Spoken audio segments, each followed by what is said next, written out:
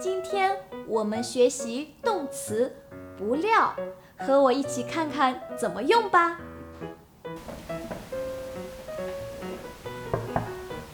阳光，你是不是又在偷懒玩手机了？我一直在认真学习的，刚拿出手机来看了一会儿，不料却被你发现了。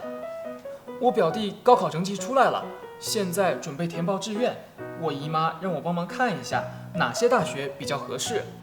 我以为你没有表弟表妹呢，没想到你还有个快上大学的表弟。你表弟考得怎么样啊？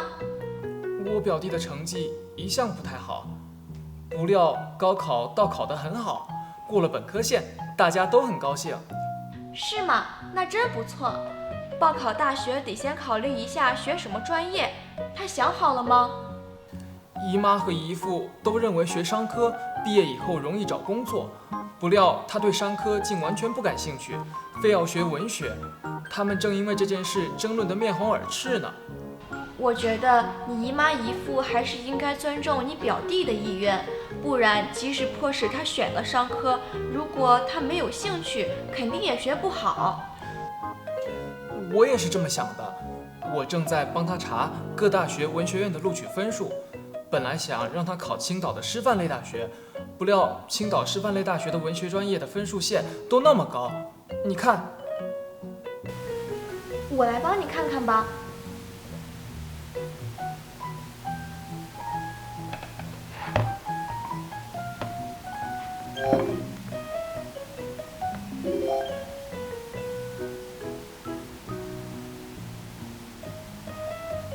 你看，我觉得这个大学的文学专业还不错。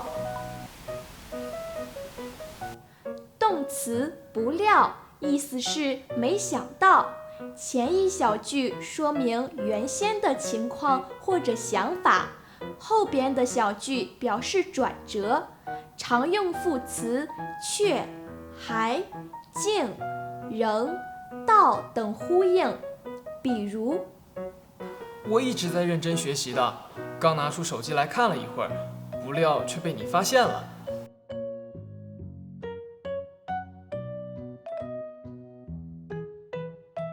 我表弟的成绩一向不太好，不料高考倒考得很好。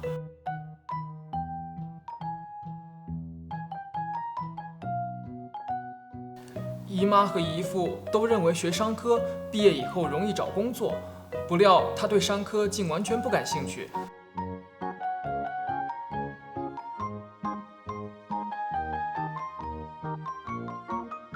你学会了吗？跟我读。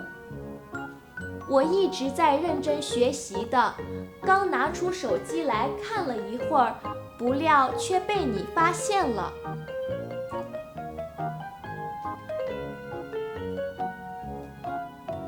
我表弟的成绩一向不太好，不料高考倒考得很好。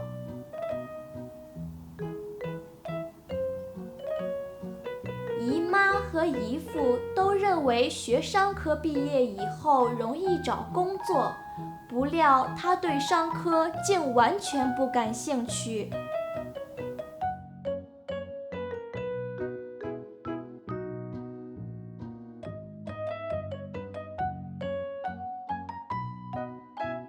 阳光，你表弟的录取结果出来了吗？他报考的那所学校的文学专业分数线挺高的，不料他被录取了，比分数线高1分。太棒了，你表弟可以去学自己喜欢的专业了。再见啦！